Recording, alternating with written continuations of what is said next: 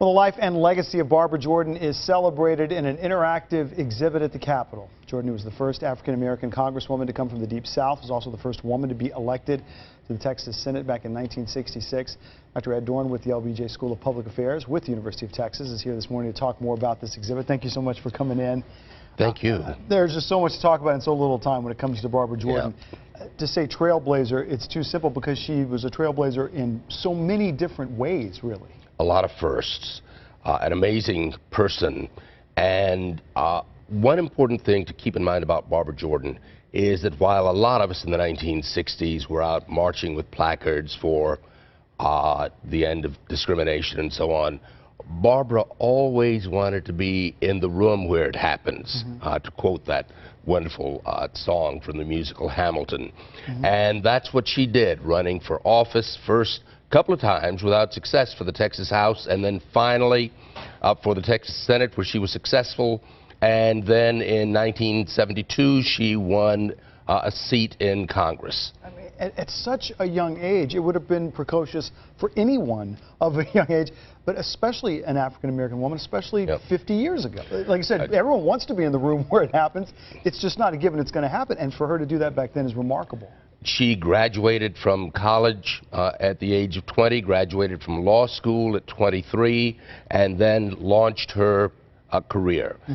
And she was there when the doors began to open.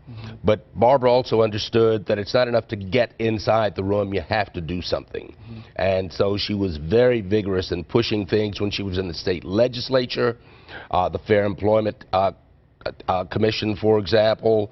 She even proposed an equal rights amendment for the Texas Constitution.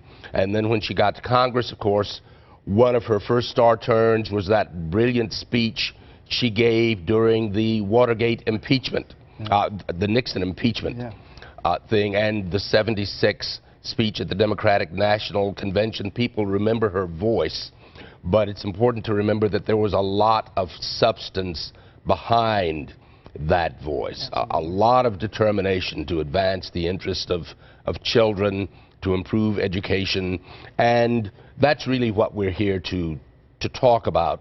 Not just Barbara Jordan, the personality, but Barbara Jordan's commitment to public service, and particularly to serving the needs of the least among us. Yeah, and of course that service continued where you are at the LBJ School of Public Affairs for so many years, up until the time of her death. A really relatively short life as she dealt with health issues and challenges and things. That's certainly part of her story as well. There are lots of stories about Barbara Jordan at the LBJ School. She is a legend in Texas and around the nation, and it's important. This would have been her 84th birthday, as a matter of fact, this week.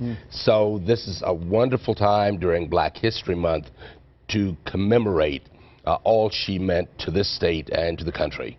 Your thoughts, again, about the exhibit as you've seen it and worked on it. I'm sure you're just so proud of the work that's been done.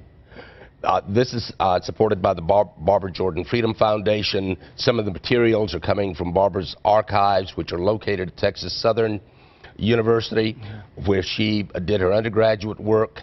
And if you want to be reminded of those historic moments, the impeachment trial, the '76 convention, that's a place to go see those, but also to put those dramatic incidents in the context of Barbara's entire life.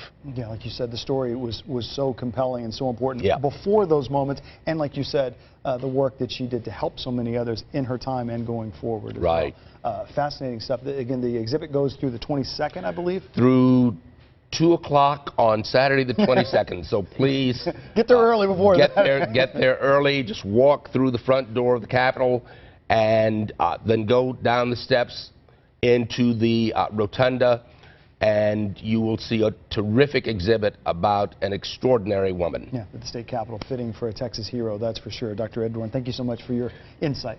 Thank you. Appreciate it.